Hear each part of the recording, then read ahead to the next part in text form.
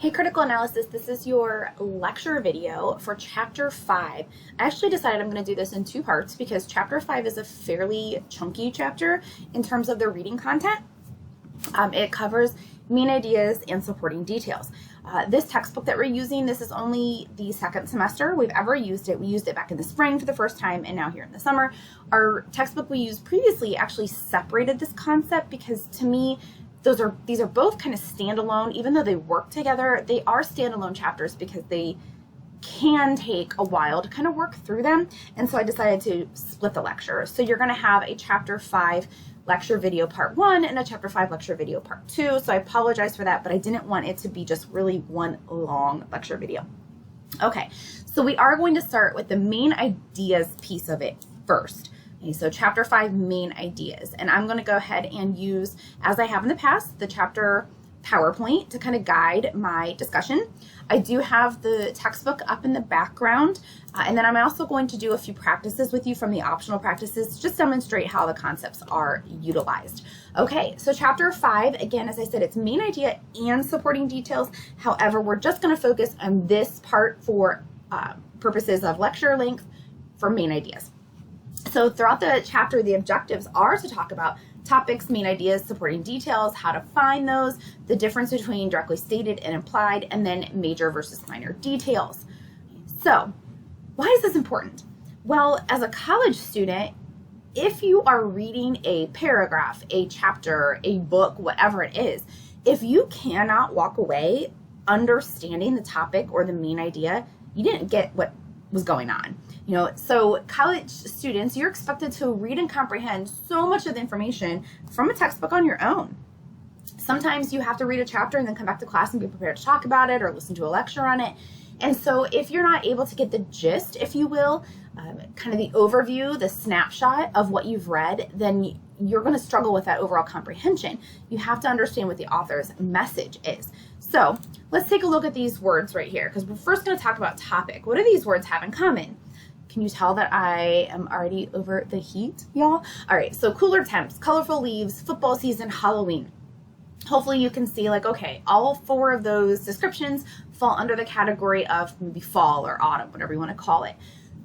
Those all words describe that topic. So a topic is one word, name, or phrase that basically tells you what the paragraph is about. Okay, so if someone says, what is the topic of this paragraph? And they start going into this long explanation, a sentence or two sentences, off already.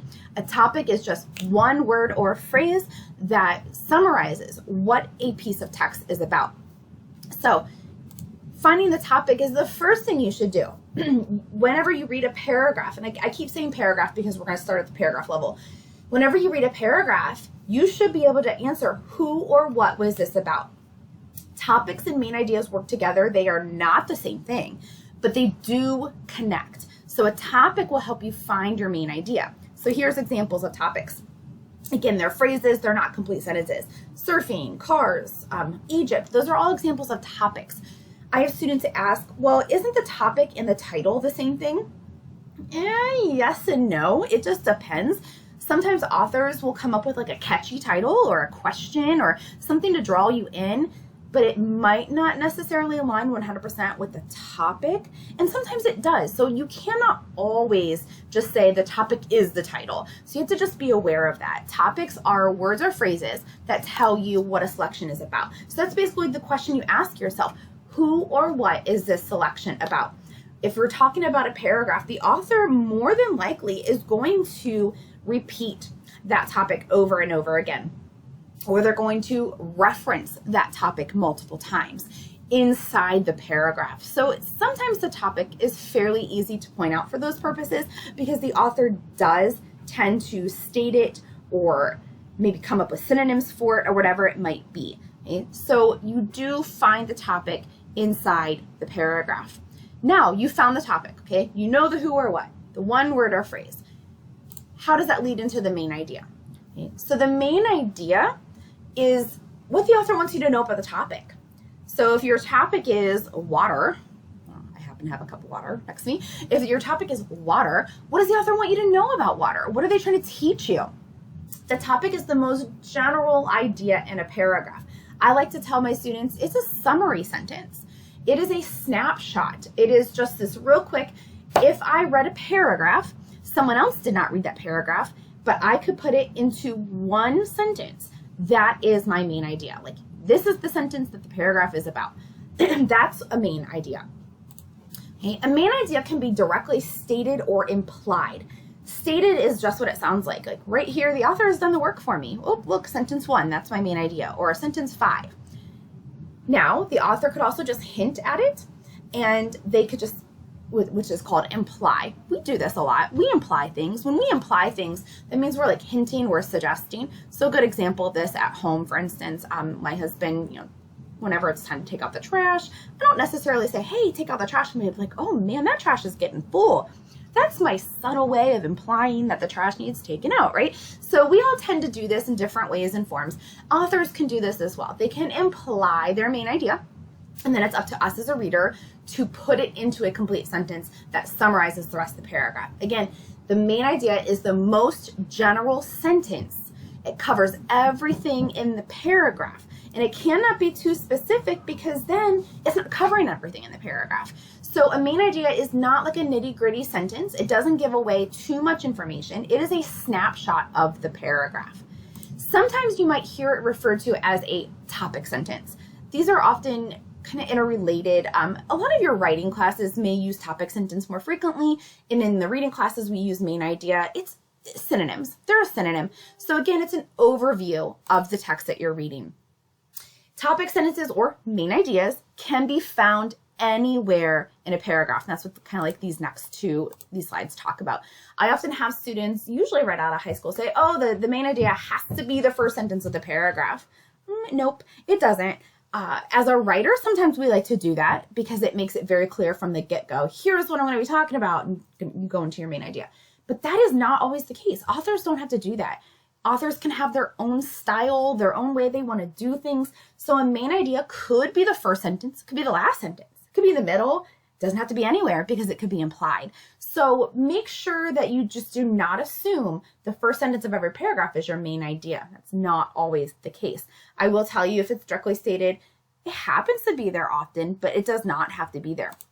So once you think you have found your main idea, look to see, do all the other sentences tell me more about this? Do they support this sentence? Do they fill in the details?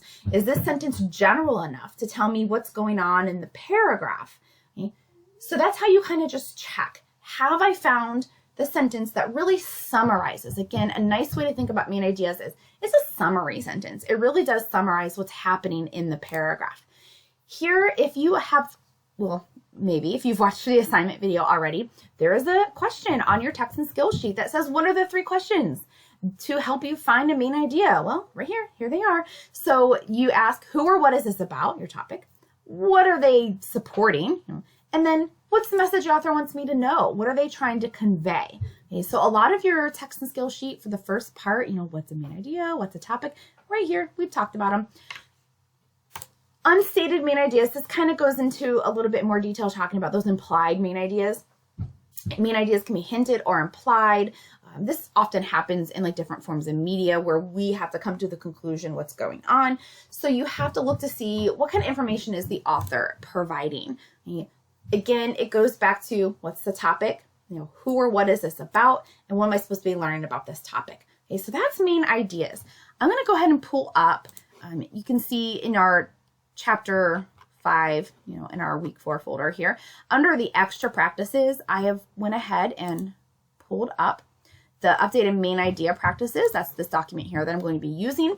And so you are still, as I talk about this in the assignment video, you are welcome to try these and send them to me for feedback. I'm going to do a few with you right now, just so you can kind of see what I'm talking about. So it has like a overview, topics, just a word or phrase.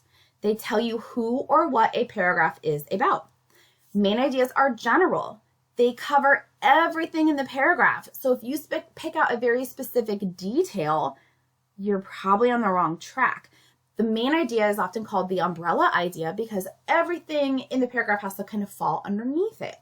Everything has to be covered by that idea. They can either be directly stated, word for word, the author has put it in their paragraph, or they're implied, meaning they've hinted or suggested. Also, main ideas are always complete sentences. Topics or words or phrases, main ideas are complete sentences. They're not questions. They're not fragments. They don't start with the word how. Often students want to use the word how to go into what a main idea is. How's a question word? Main ideas aren't questions. They're also, you don't have to say the main idea is. You don't need that little preface. You just jump right in. So I'm going to look at, I'm going to scroll down, numbers 3 and 4 on this sheet right here. So for this one right here, I know I'm going to do a little bit of reading for you. This is what I would do in class. The earliest device created to measure the passage of time was the sundial. It measured the sun shadow. The water clock was an improvement over the sundial since it didn't depend on the sun. Once the art of glass making was perfected, the hourglass was created to mark the passage of time with sand. People created several ways to track the passage of time before the invention of the modern clock. Now, my first thing I need to do right here is ask myself the topic. Who or what is this entire paragraph about? So I will tell you a trap that some students fall into is they tell me that the topic is the sundial because it happens to be in the first sentence. Sundial is not the topic. Okay? It just happens to appear there. So if I look through here, I see they're talking about, okay, sundial, water clock, hourglass. What do all these have in common? They're ways of tracking time, or they're types of clocks. Okay, so that's my topic. Time, tracking time, or clocks. Those are all pretty much good synonyms for one another. Now, what am I learning about time or tracking time? If I look, I can't pick any of these sentences that are very specific to a particular type of clock because that would be too specific. Whatever sentence you pick has to cover the entire paragraph. But if I look at my last sentence here, people created several ways to track the passage of time before the invention of the modern clock. That's really general. What I like to do, if I think I have found my main idea, I turn it into a question. What are the ways people tracked time before the invention of the modern clock? And if the rest of the paragraph can answer that question, then I know I'm on the right track. I have found my main idea. Not only that, I like to pick out words like this. Several, various, many, variety.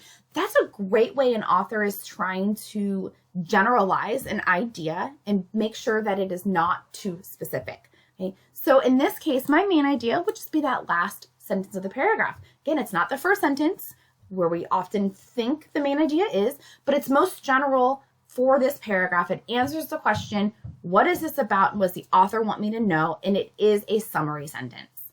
All right, let's look at number 4. What's that humming sound? Could it be the hummingbird, the only bird capable of backward flight? Hummingbirds have many unique flight habits that distinguish them from other birds. Most birds flap their wings up and down to fly, but the hummingbird moves its wings forward and backward very rapidly in a figure 8 pattern. This allows the hummingbird to hover in position. They can also fly upside down and move about very rapidly. Other birds have to push off with their feet to begin flying and work their ways up to their top speeds. The hummingbird can both start flying at maximum speed and stop flying instantaneously. Once you've seen a hummingbird in flight, it's unlikely that you'll mistake them for another bird. So my first step here is to ask the topic, who or what. Hopefully you can tell they use the word hummingbird over and over and over again. That's my topic, hummingbird. That's the who or what. Now I will tell you that there's probably not a good sentence inside this paragraph that I could just use word for word to describe what is happening. So I have to kind of look and see, what are the details telling me? What am I learning about the hummingbird?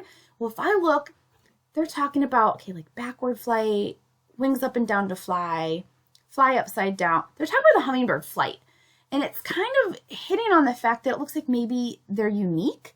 No one else flies backwards. You're not going to be able to find it.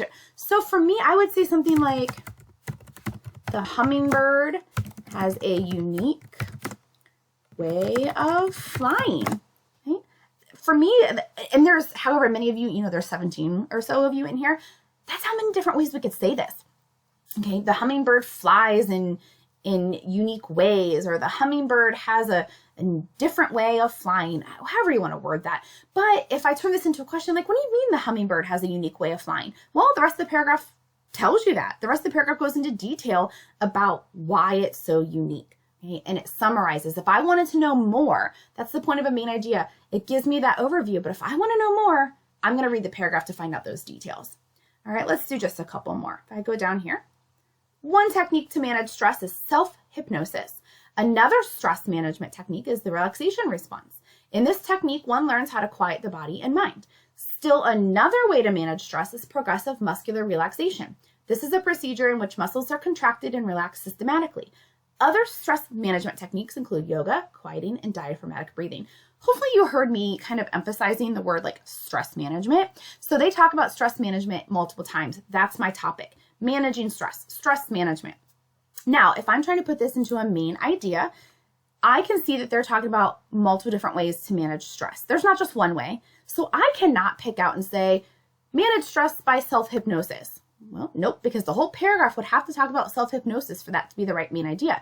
Instead, they give me multiple ways. So I could say something like, there are many ways to manage stress. I love that cheat phrase. There are many, there are several, there are various. Those are all great ways to summarize multiple ideas in once. So there are many ways to manage stress. Okay, that summarizes everything. If I turn that into a question, how do you manage stress? My paragraph answers that question.